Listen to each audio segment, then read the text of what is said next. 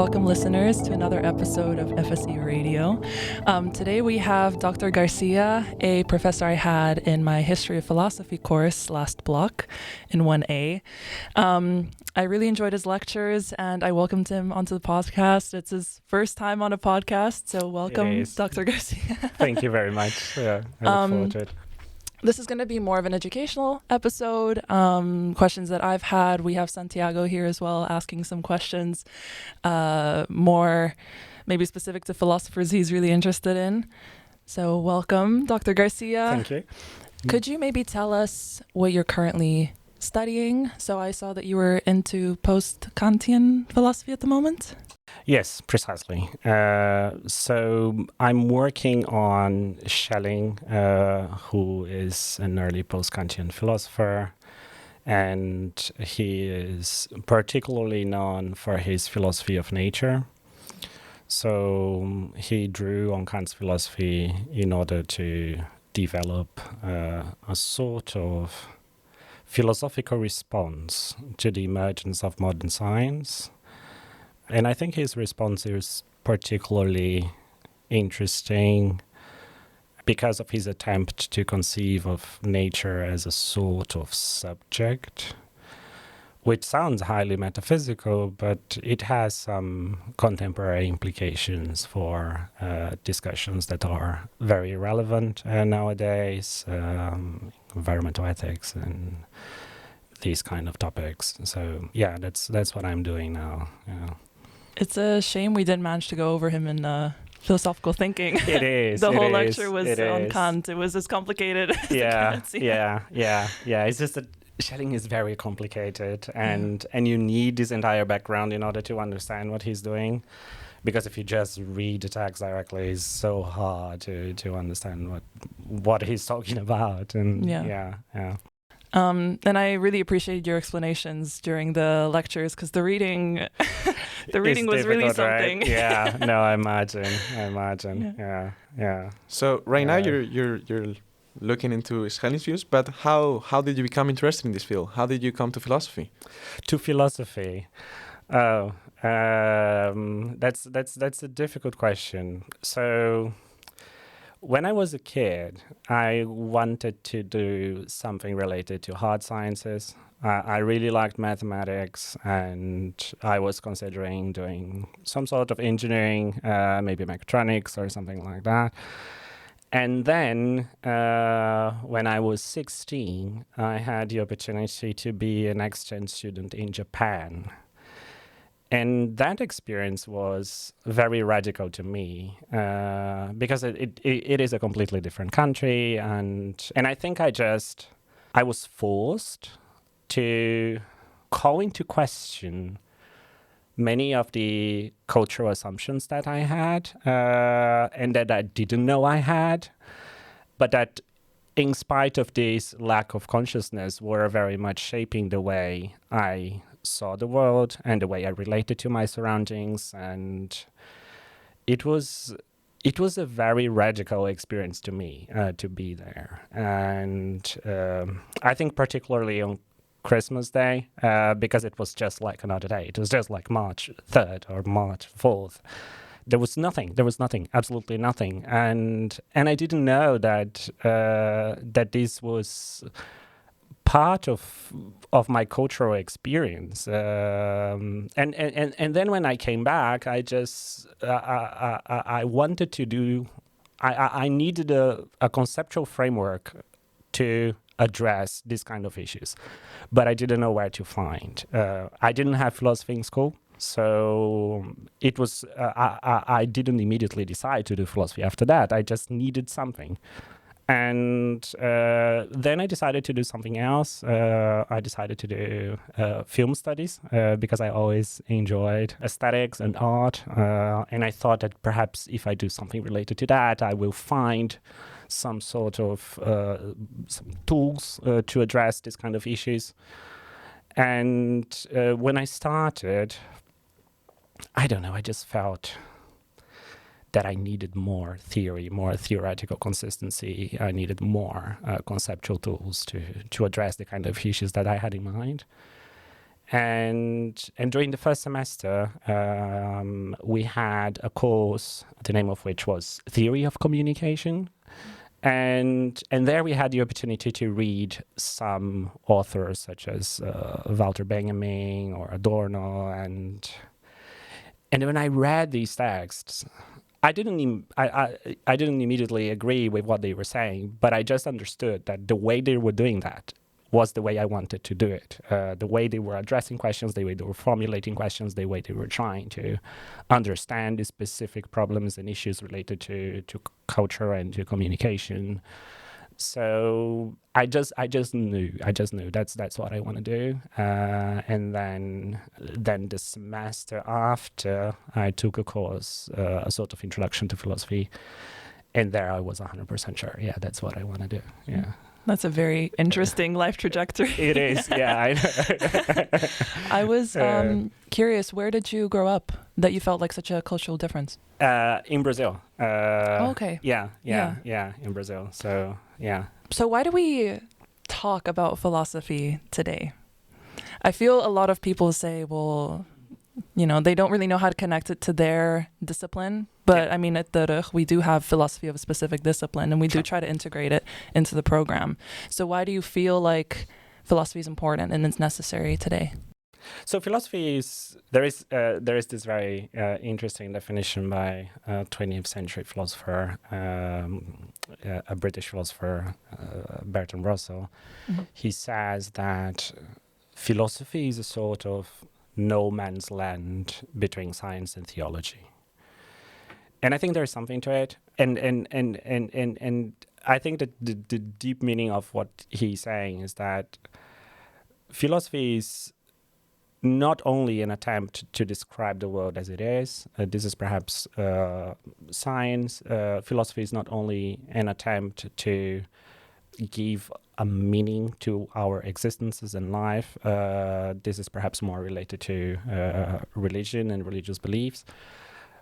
But it is somewhere in the middle. It is an attempt to draw on our understanding of the world in order to extract meaning, in order to extract some unity and in a meaningful framework that would allow us to make sense of what we're doing, why we're doing. And I think that particularly in times in which our structures of attribution of meaning to our surroundings are unstable for whatever reason, be it technological innovations, be it political instability, be it social instabilities. I think in these moments, philosophy becomes very important because I think that these are the moments in which we need new structures to attribute meaning to what is happening and to our surroundings. And I do think that I have the impression that we are in such a moment. So I am from a different generation than you. So the first 20, 25 years of my life, they were very stable. The world was very stable. And suddenly everything changed. Everything due to political instability, social instability, then the pandemic, and now with so many technological innovations, artificial intelligence, and so on. I think everything is changing very quickly, and I think that in these moments, philosophy is particularly relevant. So, yeah. So, do you feel like maybe it is becoming a study of language? That's something Santiago thought of. Yeah. As science takes more and more space. As you said that the philosophy is sort of the in-between science and theology. Yeah. If science is growing, it's taking up more and more space. There's like a current of philosophy that some philosophers are starting to take now. Yeah. No, that's a great question. And I think that for a long time, philosophy was going this direction of being a sort of analysis of language and trying to address local problems that might emerge in one specific region of language, so to say. But if we connect perhaps to what I said before, I think that in a moment of instability, I think that philosophy tends to do just that, to reduce a little bit its scope and just focus on these specific issues and local problems. But as soon as we have a rupture in the more stable worldview, I think then philosophy comes again into the picture and tries to address perhaps more difficult and deeper questions that are not only related to language. And I really enjoy the philosophy of language, and I think that they address many important questions and deep questions. But I think that philosophy acquires this extra layer of existential questions when we have this kind of crisis. Yeah. So what I'm seeing here is that you sort of bring an idea similar to Thomas Kuhn's paradigm shifts. Maybe people in the philosophy of science are know about this. You have Karl Popper saying that science grows steadily, but then Thomas Kuhn brings this paradigm shift. So it's maybe related to this idea. It is very much related to this. I would say that it is. Sometimes we have paradigm shifts, not only in the way we do science, but also in the way we attribute meaning to things in general, to our existences, or think, for instance, of the emergence of Christianity. This is not a new paradigm in science, but it is a new paradigm in the attribution of meaning. And once this happens, then philosophy has a task. I'm thinking maybe here we can make the distinction. You can have two types of paradigm shifts. One's driven by society, as Christianism, but then you also have great philosophers like Socrates, Plato, Aristotle, and Kant, who really revolutionized philosophy. Yeah. So could you maybe argue that you can have two different kinds of paradigm shifts in this case, if we use Thomas Kuhn's analogy? Yeah. No, that's a very good question. So, the way I see it, I think that philosophy is or at least these big philosophers, Kant and others, they usually try to respond to challenges related to some sort of paradigm shift. In the period of Kant, you have social instability, social revolutions. It led to the French Revolution eventually. And I think Kant was responding to that. But his response was so influential that it became a sort of new paradigm or a new way of attributing meaning to specific problems. So I would say that you have the level of the crisis of a paradigm, and then you have the response that will somehow provide this new structure that will eventually become a new paradigm. So I would say that Kant's philosophy is a new paradigm, and that the crisis that led to it was this instability to which he was responding. Yeah. So what were the crises that were happening like around the 16th, 17th century that triggered this, the development of these new views? So I think there were perhaps three major crises. So the first big crisis was the arrival of Europeans in the Americas. Because I think that these discovery of a new region of the world that was inhabited by people that nobody knew of before, and that had a completely different social and political structure and a completely different way of attributing meaning to their surroundings. And I think this led philosophers to ask many questions. So perhaps one particular example is John Locke in the beginning of his essays on human understanding has a famous argument against the existence of innate ideas, and one of the tools that he uses to establish the fact that we don't have innate ideas is the comparison with people in the Americas. So he says we have all these different ideas that we think that are innate, but then when you compare with people in the with these specific people, you see that they don't have these ideas. And since they don't have it, this is a proof that this is not innate, that we learn this somehow. So somehow I think that this connects to the whole story that I was telling about hidden assumptions when I went to Japan and so on. But this is a big scale because it's not just going to another country, it's the discovery of a new and entire region of the world. And so I think that this was one of the major sources of crisis. The fact that somehow the world was very different than what philosophers and thinkers and naturalists at the time thought it was.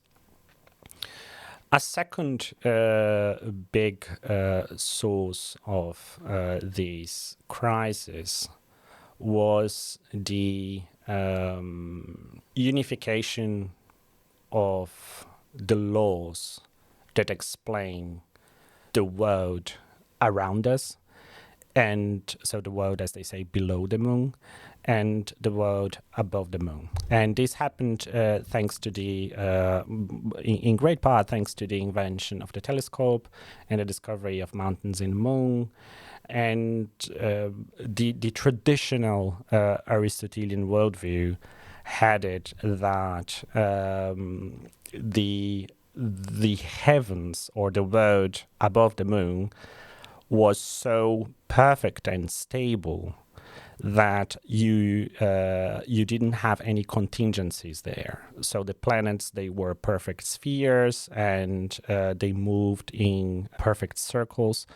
So this specific structure was called into question once Galileo saw that the moon was also subject to contingencies, just like the Earth, because the fact that you have mountains of different heights just shows that this structure can also change.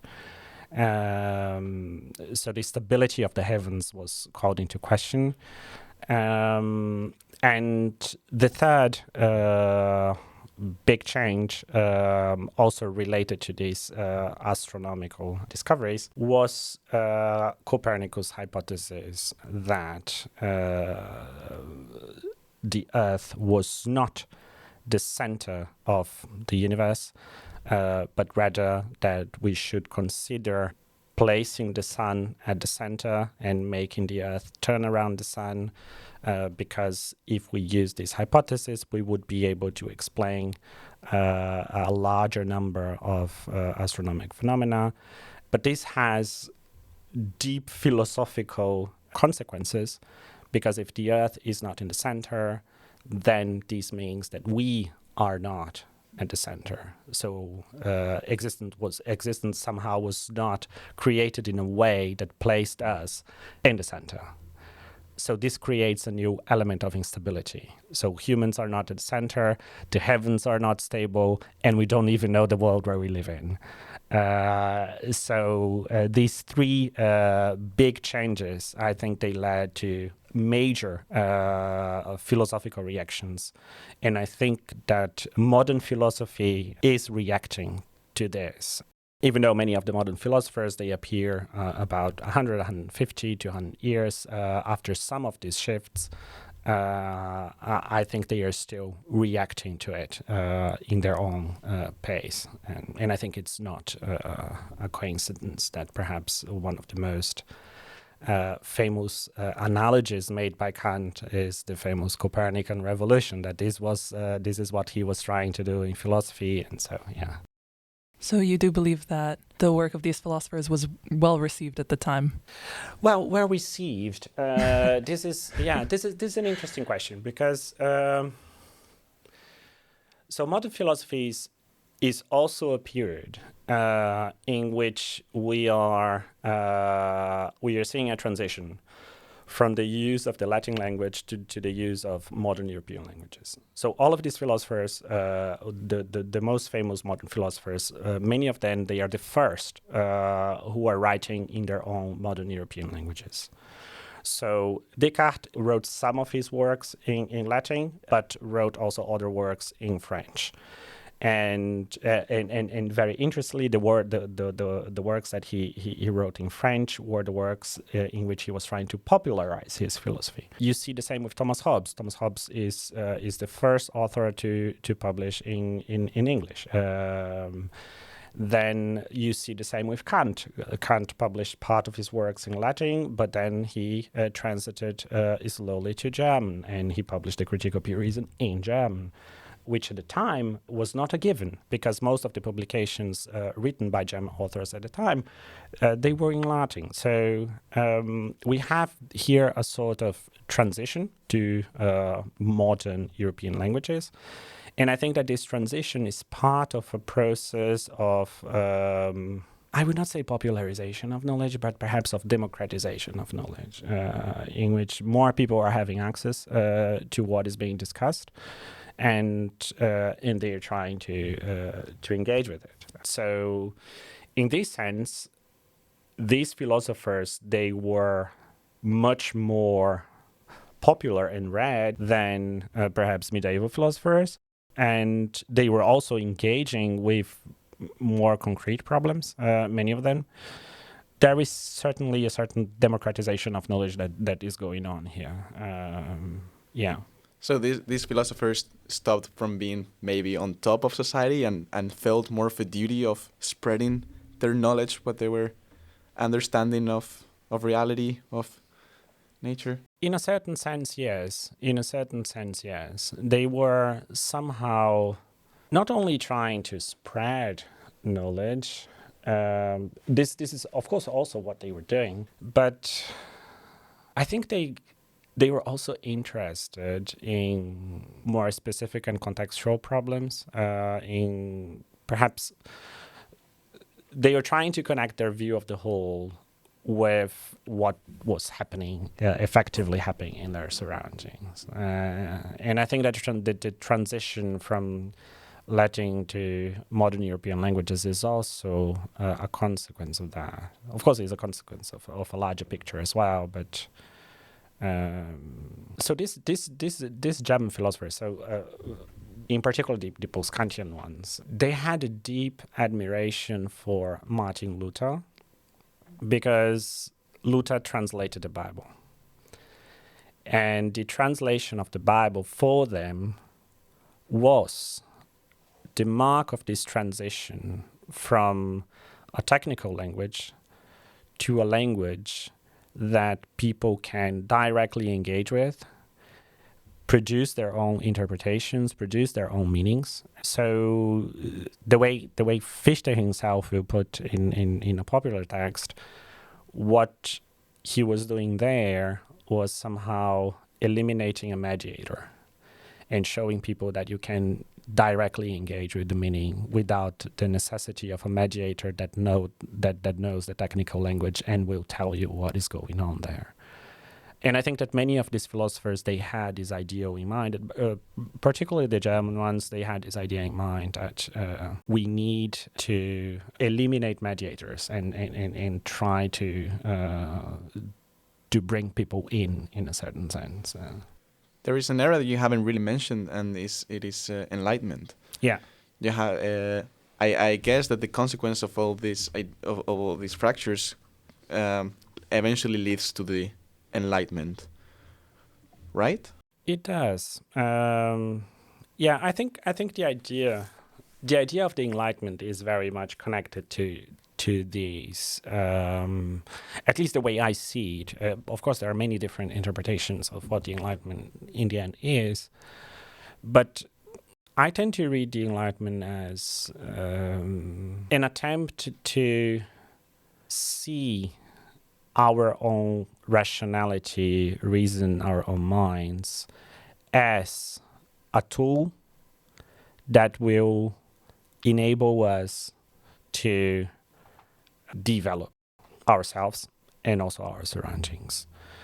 And in a certain sense, it is an attempt to argue that delight does not come from the outside, but that there is a certain light in us, namely reason, that will enlighten our path if we properly understand it, what this light is that we have in ourselves.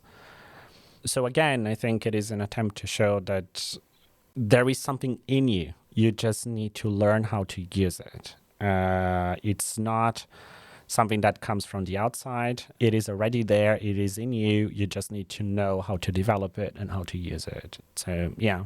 I was very curious about Descartes during the lectures. Yeah. So he's very famous for, I think, therefore I am. Yeah. So from what I remember, he questions everything. So his senses, his body, and even mathematics. Yeah. So I'm still almost a little bit lost as to why he's so certain that thought determines or, is proof of his existence. What is it about thought that to Descartes is so special? Yeah. So his point is that he's looking for certainty, right? He's looking for something that he cannot call into question at all. And I think what is special about thought for Descartes is that thought is precisely what we use when we are calling things into question. So when you're doubting, when you are cogitating, as he says, when you are using your mind in order to call things into question, you're thinking. And I think that thought is special for Descartes because thought is something that, according to this view, you cannot call into question because calling thought into question is an activity of thought. And this is this certainty that he is thinking is the kind of certainty that he was looking for. Then the connection between thought and existence is perhaps a little bit more controversial because it depends on the way you understand what existence is. If you understand existence as some sort of stability across time or something that is related to duration, then several authors will call into question Descartes' connection between thought and existence, and I think perhaps the most famous one is Kant, because Kant thinks that you cannot just move from I am thinking to I am a stable thinking, because the stability is something that requires further presuppositions. Being fair to Descartes, when he develops his argument, at a certain point he will say, all I can say is that I am every time I think, whenever I think, or whenever I utter the proposition I am, but I'm not sure that I am in all the other points. So you need something else, an extra element, in order to get to this stable picture of a subject thinking. But I think that what is special about the activity is just the fact that you need it in order to call things into question, and this is precisely what he needed in order to get to something that he could not call into question. Yeah, it's very performative. Yes, precisely. Yeah. I thought it was really interesting because even with the evil spirit hypothesis, where everything is called into question and where the worst case scenario is that you are 100% being deceived, it's still the thought that you are 100% being deceived that shows you that you exist. So even in the worst case scenario, I thought that was, I haven't thought of it. Yeah. It's very curious. No, it's a great argument. It's a great argument, and I think that's why it's so influential until nowadays.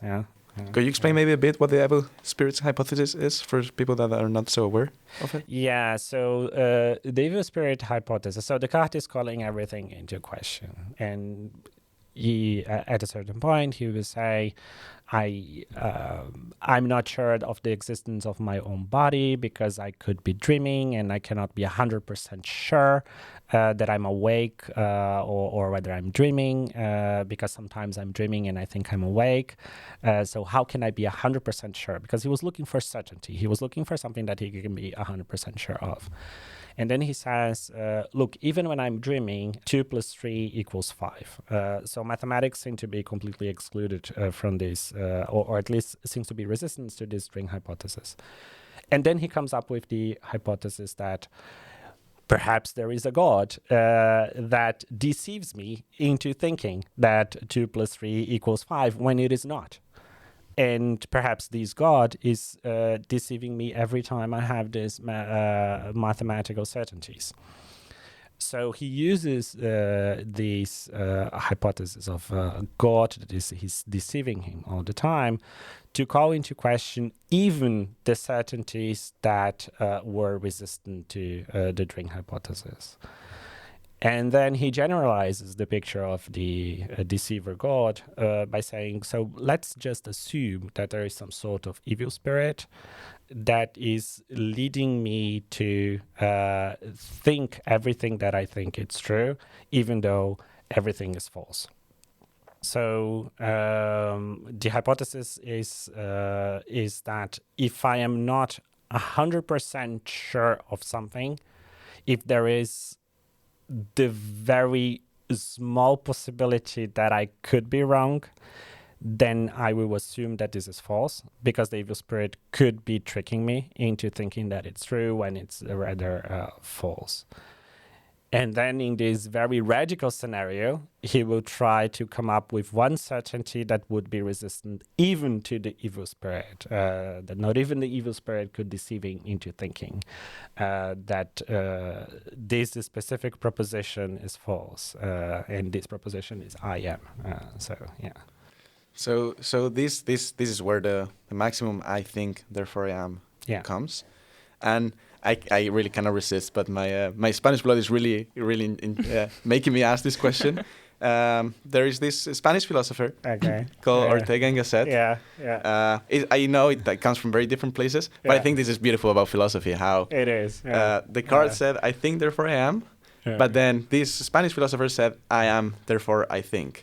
And both can be true in their own scenarios. So could you maybe talk a bit about this?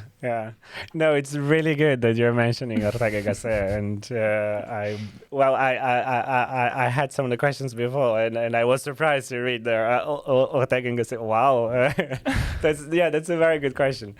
So I think that Ortega y Gasset, he was interested in a different kind of issue. Because Descartes was focused on certainty. He was trying to find something that of which he could be completely certain. And the thinking activity was a perfect candidate to solve this specific issue that he had. Ortega y Gasset, I think he's more I'm no specialist, but I think he's more interested in existential questions. He's often considered a sort of proto-existentialist philosopher. So he is exploring the existential conditions of the activities in which we can engage. And from this very existential perspective, it makes sense to say that existence is the condition for thinking, because if you don't exist, you cannot think, so it makes sense. But I would say that he's arguing from the order of being, so to say, whereas Descartes is arguing from the order of knowledge, or from the order of knowing. So he's looking for reasons, and he's in this process of development of his certainties. So knowledge is the guiding thread of what he's doing. And in the order of knowledge, you need thinking in order to get to being. But you could argue that in the order of being, existence is the condition for all kinds of activities. Does that make sense? I then had another question. So with Descartes, we said, that thought was really central to his argument. Yeah. Some of the objections were like, well, why can't I say, I walk, therefore I am, right? Yeah. For example. So then what is the case for Ortega y Gasset? Because can't you say I am because... not because I'm thinking, but because I'm walking, for example? It seems more, maybe it seems broader and more plausible since it's more existential. I don't know. Could be. But I think that from a Cartesian perspective, when you say I am, you are thinking. So from a Cartesian perspective, you're always thinking about these epistemic activities that are already presupposed in what you're doing and what you're saying. Mm-hmm. So I think that for Descartes, when you say I am, it's already implicit that you were thinking only by saying I am. And this is also one of the formulations of the cogito, right? He will say that whenever I utter the proposition I am, I know I am. And so I think thinking is already there in the very uttering of the I am. So... Again, he's arguing from the perspective from this order of knowing. So how can I really know something for sure? Okay. Ortega was maybe more my knowledge is conditioned by my existence. What I know is conditioned by precisely. Yeah, precisely. Yeah. Precisely. So maybe what you experienced going to Japan was a bit of a shock.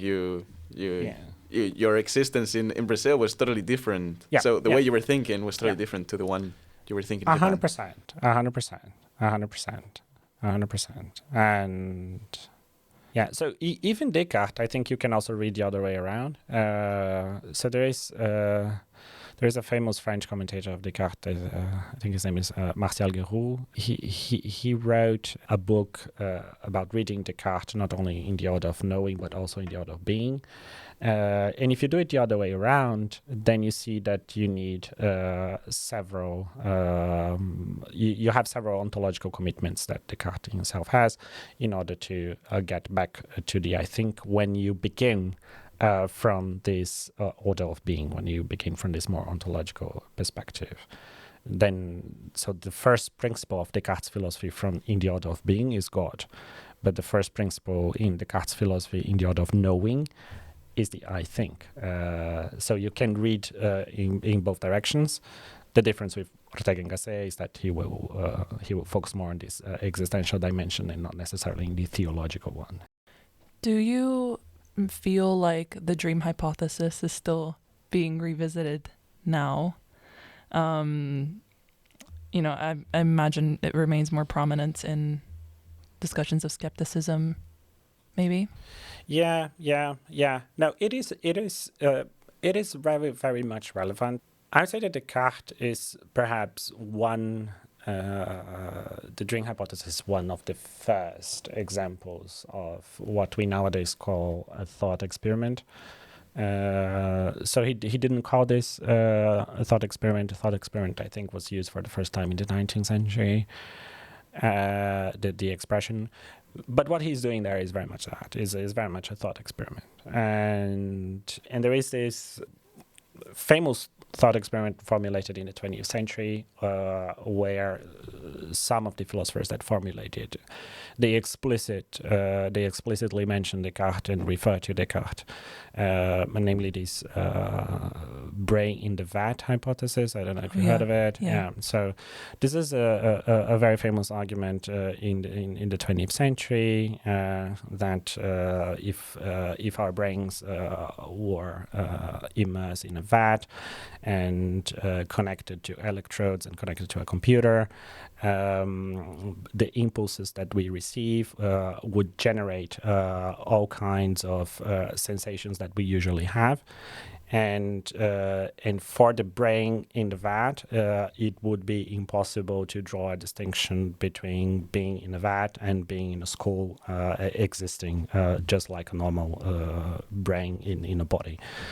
So this lack of a criterion, this lack of a criterion to assure that we can make the distinction, we can really draw the distinction, is what they use as a sort of guiding thread for an argument that will call into question many of the certainties that we think we have.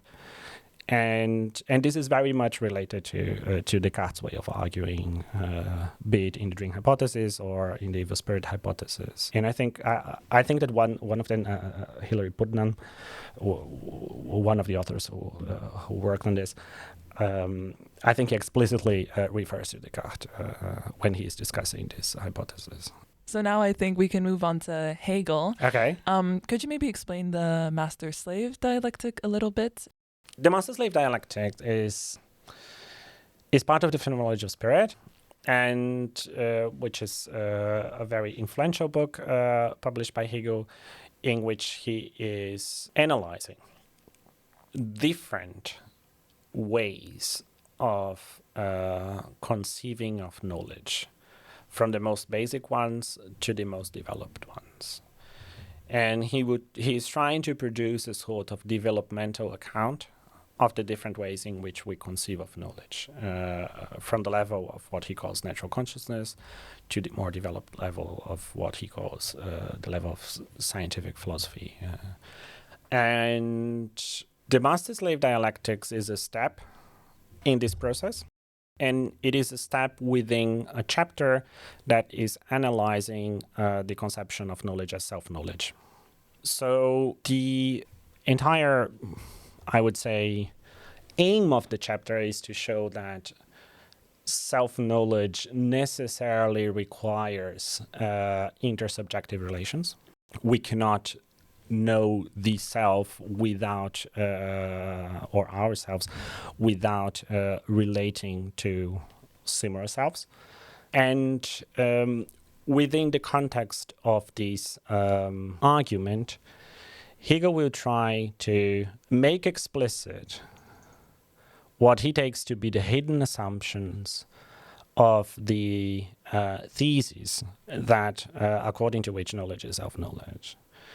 And one of the most fundamental assumptions, according to him, is that in order to know ourselves, or in order to claim that knowledge is self-knowledge, we have to claim that we relate to something that we take to be an object. And when we relate to something that we take to be an object, we relate indirectly to ourselves. And this knowledge that we have of what we take to be a knowledge, what we take to be an object, is a knowledge that we have of ourselves. So we have to relate to something that is outside and go back to ourselves. And this relation to something that is outside and the movement of going back to ourselves is a structure that Hegel will claim that is similar to the structure of what he calls desire. So a desire is a structure according to which we relate to something that is outside ourselves, whereas we take this outer object to be something that is revealing something that belongs to us. And Hegel will try to show that this structure is similar to different subjects, and that when different subjects, they overlap in their attempts to relate to their surroundings while incorporating it, they will eventually enter into conflict with each other. And this conflict with each other is what Hegel will call a life and death struggle. And in this life and death struggle, one of them, according to Hegel, will be able to put his or her life at risk, whereas the other will prefer to capitulate. And the one who is able to put their lives at risk will eventually become the master, and the one who capitulates will eventually become the slave. And Hegel says that within this relationship between the master and the slave, At first, it appears that the master is the one who has self-knowledge, because the master is the one who is able to relate to his surroundings and go back to himself in an autonomous way, or herself. And Hegel will argue that even though this appears to be the case, this is not the case, because the master is relying on the slave in order to be able to satisfy his or her desires, and in order to be able to relate to its surroundings in a way that it will enable them to go back to themselves and further develop. The slave, on the other hand, appears at first to be the one who lacks self-knowledge, or who has the less developed form of self-knowledge, precisely because it is subordinated. The slave is subordinated to the master. But according to Hegel, since the slave is in the activities through which the slave is, or by which the slave is offering the masters all the objects of the master's desires, the slave eventually develops a certain capacity to recognize him or herself in their own work activities, in their own activities in their own laboral activities.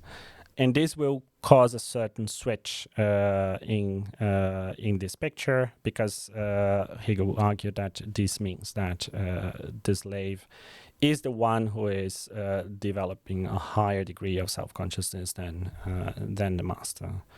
So, in principle, this is the entire argument is part of a big epistemological narrative about the development of knowledge, but the entire vocabulary and all the questions that appear throughout the way, they are very existential, and they appear also to have some ethical and perhaps political consequences, and the readers of Hegel, they explored all these consequences in detail. And if I remember correctly, the slave kind of exceeds the master by becoming more God-fearing and through its work, and that the next step was religious consciousness. Precisely. So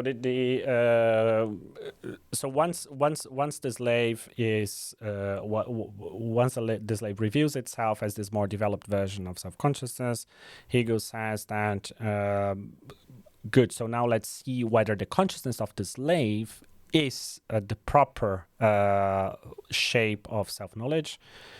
And Hegel will say that the consciousness of the slave is indeed more developed than the consciousness of the master, but that the slave will only be able to recognize themselves in all their formative activities, in everything they do, only when and only if their activities are a result of fear for their own lives.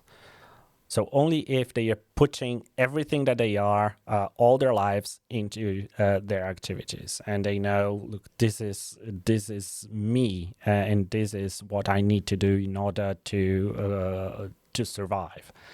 And this connection between labor, between work and fear, or as Hegel calls absolute fear, is something that is only possible when the slave treats the master not as a person, but as something that is beyond ourselves, when he treats the master as God. And then he will connect work with the fear of God, and then he will begin to recognize him or herself in everything that they are doing, if they connect to this God picture. Yeah. That's very beautiful. Yeah. all this beautiful dialogue between the master and slave seems a bit theoretical, but Yeah. yet you said that it has big political consequences. So why is it relevant today? Yeah, this is an interesting question. So this text became very influential, and you can find here, depending on the aspect of the text that you're foregrounding, you can find different ways of reading this. So one of the most influential readings of the text is this more Marxist approach that will focus very much on the idea of a life and death struggle, and will extract from this the idea that we have a struggle between a class of masters and a class of slaves. And so I think that the epistemological structure of what Marxists call class struggle is here. You can find many conceptual tools to explain what class struggle is by exploring this chapter. A different way of approaching the chapter was developed around the 1990s. So immediately after the fall of the Soviet Union and all the disappointments with the attempt to develop a different kind of society, some researchers in Germany they try to go back to the chapter and to emphasize a little bit less the idea of this class struggle and much more the idea of recognition. And they developed what is nowadays known as the theory of recognition. I think the main figure of this movement is Axel Honneth, who became also very influential in sociological theory in general. And they will emphasize the necessity of reciprocal recognition between subjects and all the structures, political structures and social structures that should enable subjects to relate to each other in a way that they will reciprocally recognize each other. So they will develop a philosophy of institutions, and they will try to understand how institutions are supposed to work in order to enable this reciprocal recognition. And yeah, so you can find this in Axel Honneth and all the researchers that will immediately connect to this so-called research program of theory of recognition. But then you also have a very different way of approaching the text, which is this more, so to say, post-colonial way of reading it. And here, the most influential author is Frantz Fanon. So Fanon was born in Central America, and he I think he died very young. I think he was not 40 when he died. And he wrote a book in the 60s, I think, which is titled Black Skin, White Masks. And at the end of this book, there is a commentary on Hegel's master-slave dialectic. And there, he approaches the text from the perspective of the existence of real slavery, of real slaves, real black slaves. And there is a famous passage in the master-slave dialectic in which Hegel is arguing that immediately after the life and death struggle, the master recognizes the slave as a person, but not as an autonomous consciousness, because the slave was not able to put his or her life at risk in the struggle.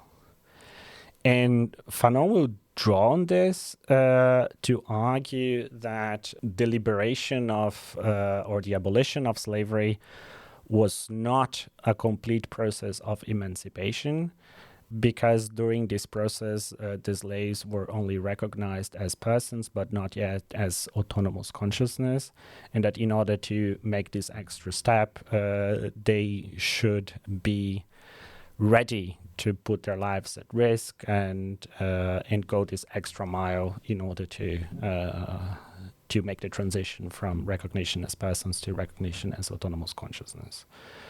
So this is another very different way of approaching the text. And then you have perhaps more existential readings that are also more or less connected to the Marxist tradition. So perhaps you have heard of Kojève, which is perhaps one of the most influential commentators of this specific passage of Hegel's book.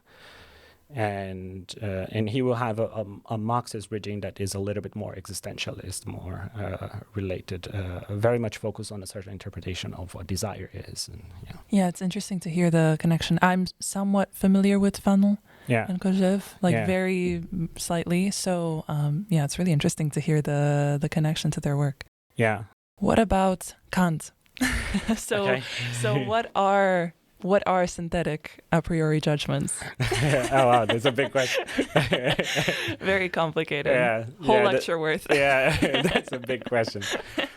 As crudely as you can put it. Yeah.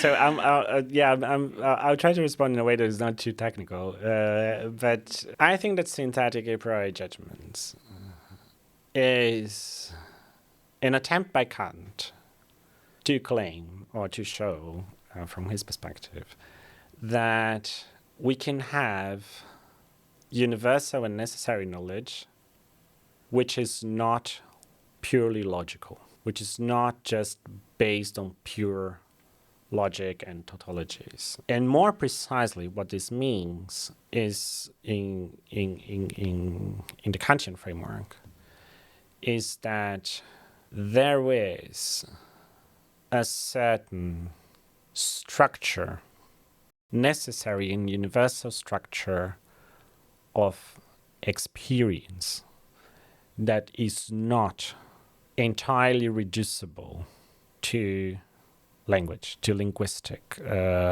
concepts. So this is the difference. This is the difference between synthetic and analytic judgments, right? An analytic judgment is something that you can know just by analyzing definitions, just by analyzing language.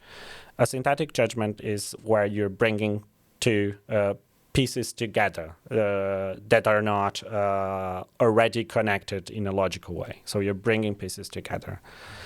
The problem is that when you bring these pieces together, usually what you need to bring pieces together is experience. You need to look and see. So the book is read, you're bringing book and read together because you have the experience of this. But Kant thinks that there are ways in which we bring things together that are absolutely universal and necessary. And the synthetic a priori judgment is a way of saying that the human mind has ways of bringing things together that are universal and necessary.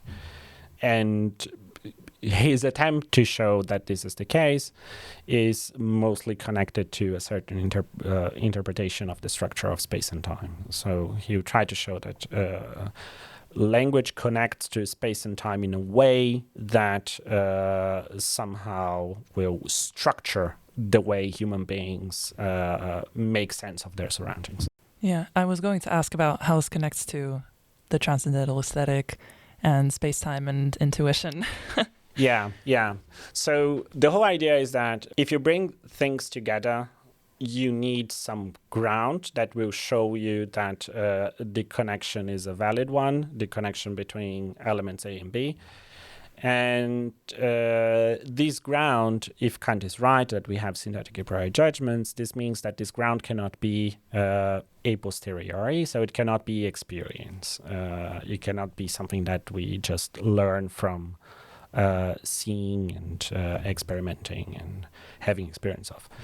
So this ground for the connection, according to Kant, if it is to be a priori, it has to be something that our minds are contributing to the picture of cognition. And according to Kant, our minds shape experience not only through certain concepts, but also through what he calls intuitions, and particularly through what he calls these basic structures of intuition, which in his vocabulary are pure forms of intuition, namely space and time. So the whole point is that we receive input from our surroundings, and the input we receive is what he calls sensations. And this input is somehow placed within a structure that will generate relations, or that will show us what the relations between all these different elements is.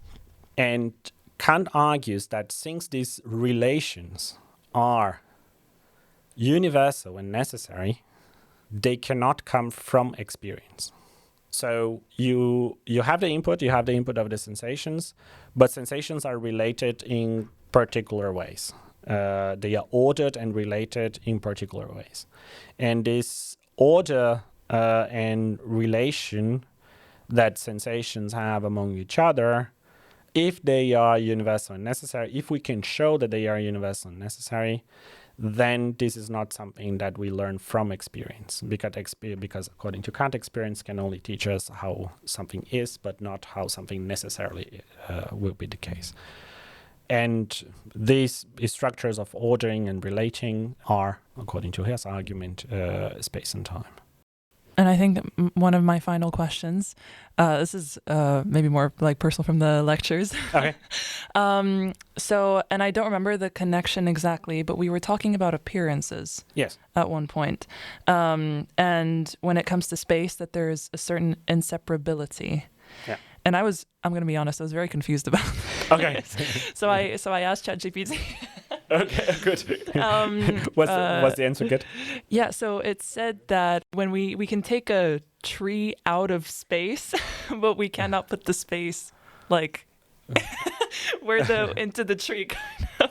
So yeah, maybe you could like elaborate a little bit more on that. Yeah, so one of the arguments that Kant uses to say to claim that space is this necessary and universal structure is to say that you can think of space and abstract objects from it, right? You can think of an empty space. You can just think of space and you take all objects out of it. But you cannot do the other way around. You cannot think of an outer object and take space out of it. It's impossible. You cannot think of an outer object and simply take space out of it. So just think of it without space. You cannot. Because the only way you could do that is by not considering it outer anymore. It would have to be something in your mind. Mm-hmm. So in the moment you take it to be outside yourself, space is there. It's necessarily there. You cannot take it out. So the very idea that there is something outside us is already includes necessarily includes space. So this is one of the arguments that he uses. Yeah, fascinating. So we now see that Kant covers a lot of ground and is very influential. Yeah, and after these big philosophers like Kant, what happens after Kant? Is there like a collapse in philosophy? Is there like a I think it's called post-Kantian philosophy. Yeah.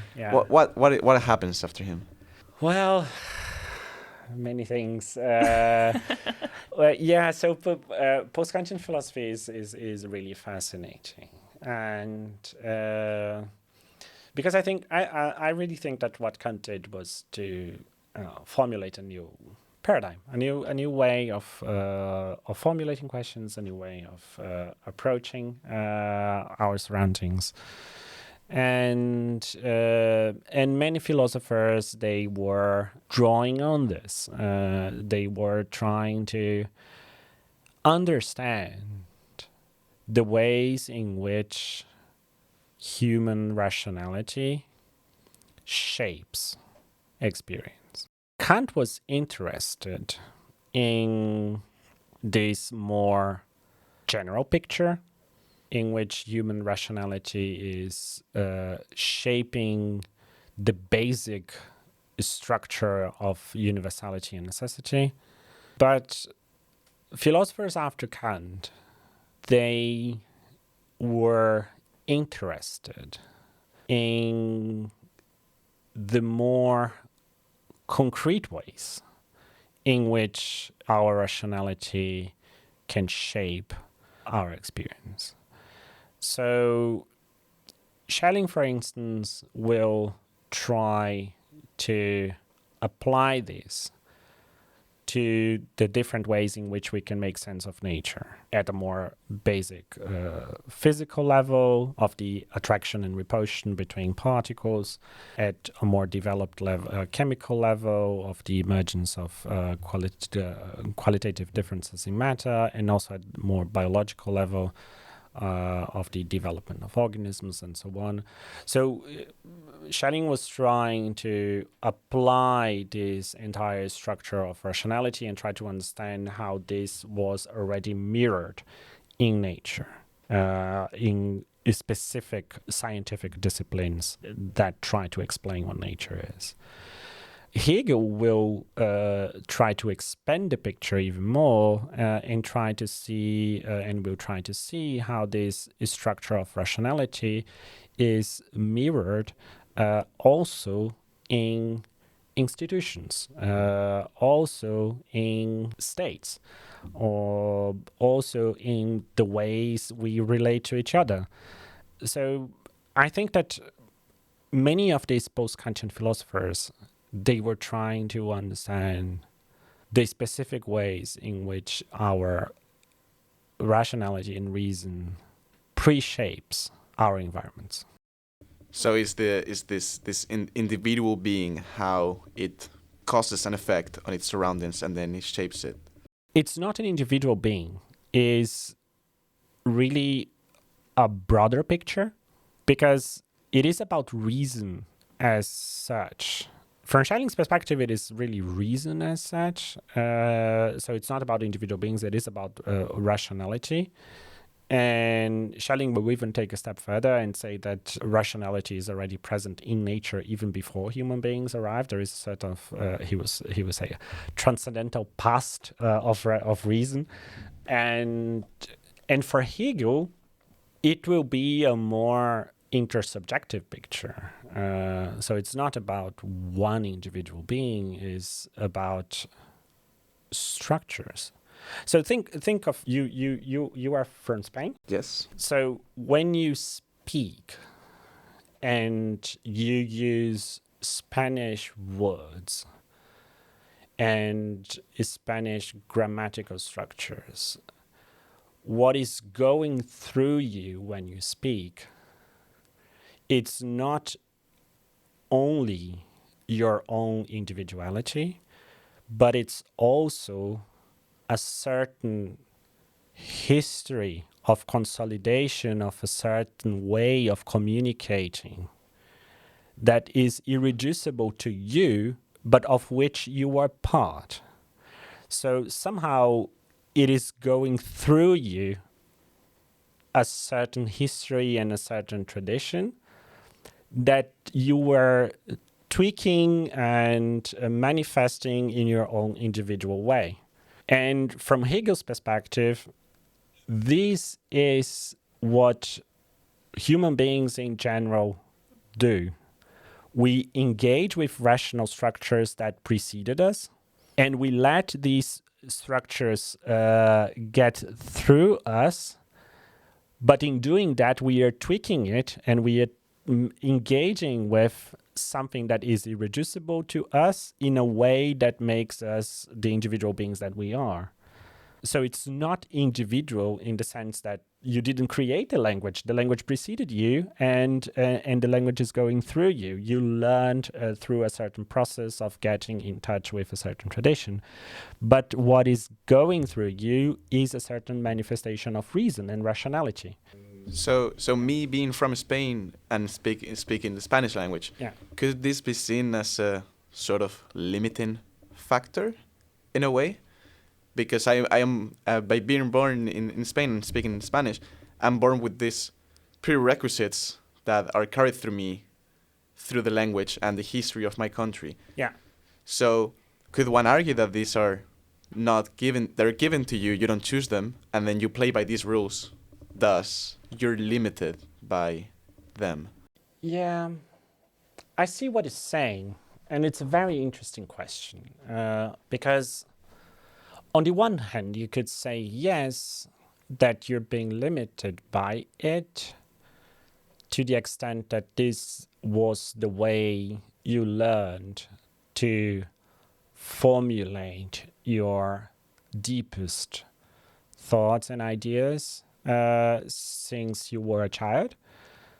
But at the same way, you could say that this is what is enabling you to get access to your thoughts and ideas. Because if you didn't have this connection to a certain history of reason and rationality, you wouldn't be able to express your deepest emotions and thoughts and ideas.